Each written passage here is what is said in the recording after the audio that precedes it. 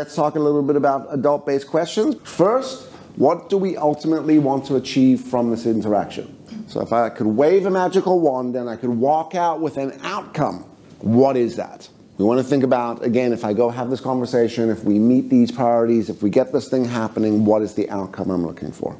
Number two, how is this going to improve things moving forward? So what do I ultimately want to achieve? And how is this going to improve things in the future? And then the opposite to that, what are the consequences of me not achieving this? In my opinion and experience, the more I've worked with objectives, the more I found that they really boil down to two things: commitment and alignment. All objectives, I'm either trying to get the person to commit to doing something or trying to get aligned so we're on the same pace and we're moving in the same direction. They're either both of those factors in there or it's one or the other. Objectives are never to express my feelings or to appreciate. I tell a story about my wife. She had this guy, Daniel, that worked for her. She was the head of marketing. She would come home and she'd be like, freaking Daniel. Right? Now, Daniel was by definition a defensive, angry child. Everything was a big deal. He would say things like, that's not part of my job description. He'd say things like, there's only 8 hours in the day. What do you want me to focus on? At 5 o'clock, whether things were done or not done, he would beeline out. He would call in sick. He was just a nightmare to manage. So she's like, I need some help with this. And I was like, all right, well, let's kind of think about what is your objective to achieve with Daniel? And she says this: I need him to appreciate what a good work ethic is. And I said, that is your preference. That's your emotional need. That would be great if Daniel appreciated what a good work ethic is. But I guarantee you, if you went to Daniel and asked him, do you have a good work ethic? He's going to say, I've got the best work ethic ever. So now there's two different perceptions of that. And your emotional need to get this guy to feel and appreciate how hard you're working and what he should be doing is not the answer. The objective became something very different, which was to complete a project within a certain time period, et cetera, et cetera. And that now became the conversation. You could just imagine how this would have sounded. Hi, Daniel, I need you to appreciate the fact that we all work really hard around here and sometimes we need to put in some extra effort, and you're the one guy that seems to go home at 5 o'clock and the rest of us are really here, and if you're gonna be part of the team, right, parent child. Or, hey, Daniel, can I talk to you about this current project? Here's the deadline we need to hit this by. What are your thoughts about that? Are you prepped for that? Are we in a position to meet these deadlines? Completely changed the conversation. And then literally what happened with her was she wasn't so frustrated with him anymore. It was like all of a sudden that emotion was lifted. Her intensity and frustration wasn't there. Because now all of a sudden we're moving our interaction into a completely different realm.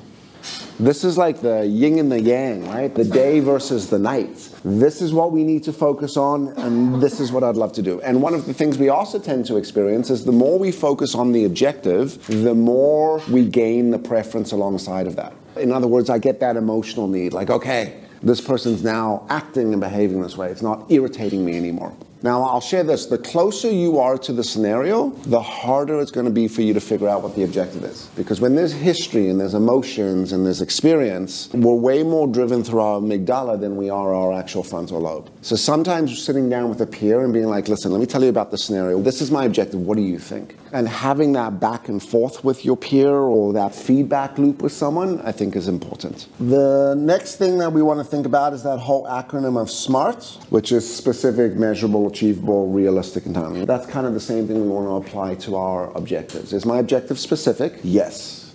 Can it be measured? Yes. Is it achievable and realistic? Yes. And is it time bound? Like, is there an expectation to when this is happening? Now, the adult ego state communicates through the use of questions. The first is what we call a rite of passage question. Probably the most important adult-based question you can use. As critical parents, super important for you to use because we sort of soften down for people. If we're more of that withdrawn child dealing with the critical parent or even the angry child, super important question for us to use because what it does is it creates a path for you. Now, the term rite of passage, you know where it comes from? Do we know what a rite of passage is? R-I-T-E, rite of passage. Right? It's like it's a coming of age. You get to a certain point in life. Getting your driver's license is a rite of passage. Bar mitzvahs are a rite of passage. Sweet 16s are a rite of passage.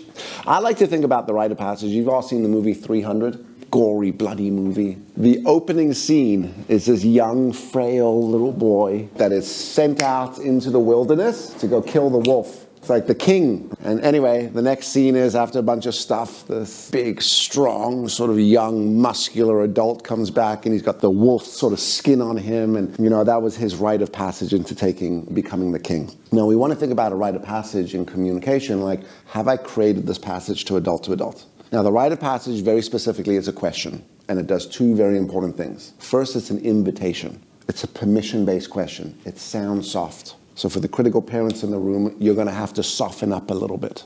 Okay? You're going to have a weird time with it. You're going to think this sounds all like hokey pokey, warm, fuzzy, wishy-washy. Perfect. If that's how you're feeling about the rite of passage, you're on it. It's like a golf swing, right? Like it's uncomfortable. You're like, this doesn't feel natural. Perfect. You're holding everything correctly. For more, again, of that child, the withdrawn child, or even the nurturing parent personalities, it's hyper important because it allows you to, I'm going to use the terminology of you get to take control of the interaction. Because if you don't do that, you're usually on the receiving end of that sort of parental ego state. So what it does is it interjects. It cuts in. Now the first thing it does is it's a permission-based question. It's an invitation. The second thing it does is it announces the topic of the conversation.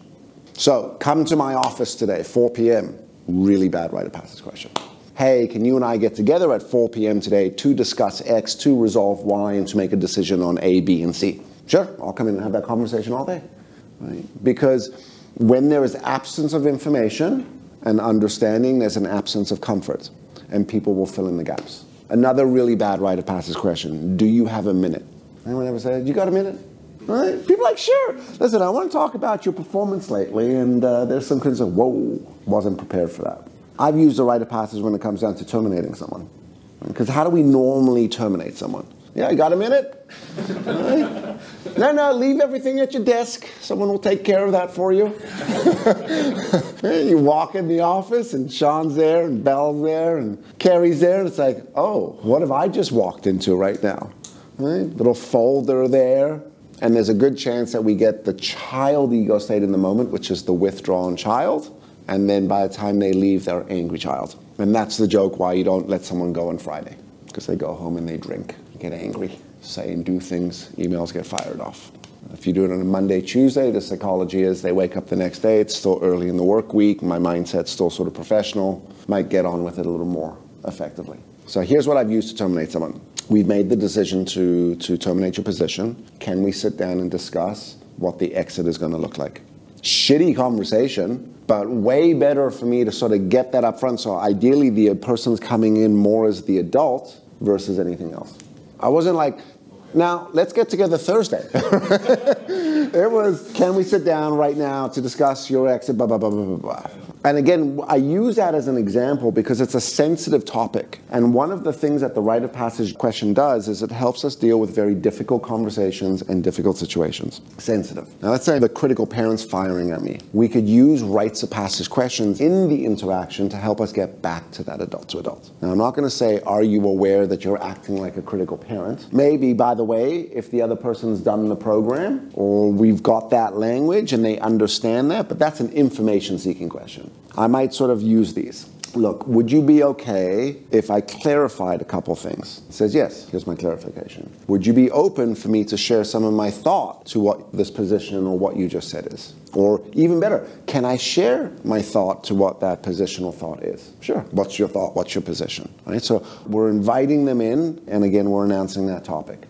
Feeling a little overwhelmed with this position, would you be cool if we paused here and circled back to tomorrow? Even better. Look, I would love some time to think and just sort of process this and decide sort of how we want to move forward. Would you be cool if I did that and we got together tomorrow to finish the conversation? Again, we're directing the conversation. And rites of passage questions are used for dealing with sensitive, difficult situations. That's what they were originally designed for.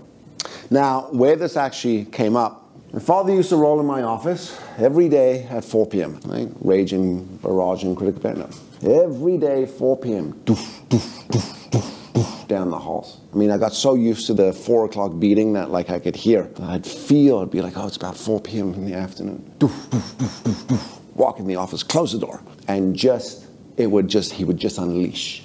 Effing this, effing that, effing this. Anyway, I'm young in my career. Right? This is it, just getting verbally beaten by dad. This is going on and on and on and on and on and on for months. Eventually he rolled in and I gathered up all my guts and I was like, all right, this is it. I'm going to say something. So as he begins, I said, I got to ask you to stop. He says, what is it? I said, I can't handle it anymore. I can't do this. He says, what are you talking about? I said, every day this is abuse, all right? This is verbal abuse. This is emotional abuse. Look at me with like, what are you talking about? I'm like, every day you come in and you tear me a new one. Every day you walk in my office, 4 p.m., F this, effing that. I can't handle it anymore. And he looked at me, I'll never forget the moment. He looked at me with this sort of like shock on his face. He said, what are you talking about? I'm like, every fucking day. I'm like, am I missing something here? Every day you come in here, you beat me, right? Like the critical parent, and I become the withdrawn child, and I take the lashing. I can't handle it anymore. I said, I don't see you do this with anyone else. And he said to me, he says, listen, you're my son, and you're the only person I can come and vent to. And this is me venting, not yelling at you. And that's when I said to him, is there any which way you can sort of start with a little bit of that? And that was the beginning of the rite of passage question being developed. And he would walk in the office the next day he walked in the office. He said, would you be okay if I vented? I said, go for it. Vent. Right? Effing this. Right? Cool. Perfect. You see, communication is really important about understanding. I understood that at that point. But what was interesting is that eventually moved into, look, I'm in the midst of doing something. Can we do this later? So that's where we now start to really frame out that rite of passage question, which said, how do we now set up that interaction for adult to adult? And they're very powerful to be used in the moment. The next type of question that the adult uses is very simply put called adult-based questions that seek and exchange information. It is very important to start to begin your interactions with some information-seeking questions. Can we talk about the process? There's a little bit of a vague rite of passage question, but pretty good. Hey, notice you're not following the process. What's up? I think it's a stupid process.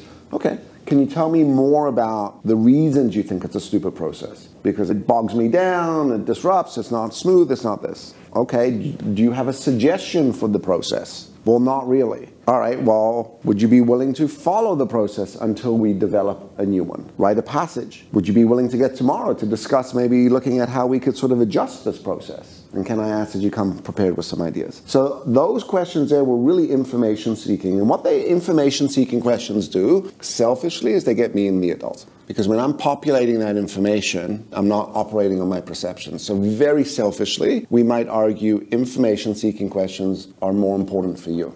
However, what information-seeking questions also do is, by definition, adult-to-adult communication is the solicitation of information and the exchange. So the things I want to say, I can convert into questions. Let's go back to the process one. Super simple, right? Can we talk about the process? Rite of passage. Can you help me understand what is challenging about following this process? It's a stupid process. Okay, clarification. When you say stupid process, what do you mean by that? I don't know. Okay, cool. Are you aware of the reasons we have this process? Yeah, because it's a company and just you need rules and, you know, it's all stupid. Again, I'm exaggerating this, but what we're exaggerating here is just because I asked the question doesn't now make the person automatically the adult. Sometimes we've got to sort of pull that out of them. Can I talk to you or can I share how we came up with this process? Rite of passage question. Many, many moons ago, this was happened and we ended up introducing the process. Would you agree that it's important for us to have a process when it comes down to this type of activity? Yeah, I guess so. Okay. Do I have your commitment to follow the process? If you get stuck with the process, will you come and let me know? Hey, if I notice that you're not following the process, would you be cool if I came up and pointed that at you? Yeah, sure. How do you need me to point that at you? Well, I don't know. Well, would you be cool if I said, hey, dum-dum, you're not following the process? No, that's not cool. All right. Would you be cool if I went, hey, process, don't forget the process? Yeah, that would be better. Okay, cool. Whew. It's like pulling teeth with this individual. But you can literally, from a phraseology standpoint, a communication standpoint, communicate entirely through questions. Now let's talk about the rules for questions. Rule number one, very important. We are not asking questions for the sake of asking questions. This isn't trickery. This isn't me coming up with fancy questions. People read through that. That's that disingenuous, fake, sort of inauthentic. Don't ask questions for the sake of asking questions. Number two, we are not asking more than one question at once. What do you think about the process? Are you aware it's important? And how can you follow the process in its entirety? People will ignore all of them. It's overwhelming. It's like, well, which one do I answer? Let's not ask questions from the wrong ego state. So we know the parental and the child ego state can also ask questions. And I think this is really important. We are not asking questions to manipulate people into agreement. That's where if you notice, one of the things we don't talk a lot about is leading questions. I learned a lot of leading questions in sales. It's an ulterior transaction. It sounds like I'm sort of doing this on the surface, but there's a hidden sort of need and agenda. Here's an example. Wouldn't it be better that we all followed the process? What am I supposed to say to that? No? No, I don't think that's a good idea. Of course I'm going to say yes to that. So that's the example of the manipulation question. Let's not ask questions for the sake of asking questions. Let's not ask more than one question at once. Let's not ask questions from the wrong ego state. And we are not utilizing questions to manipulate people into agreement. The whole idea of questions is to seek information, exchange information, and transfer responsibility.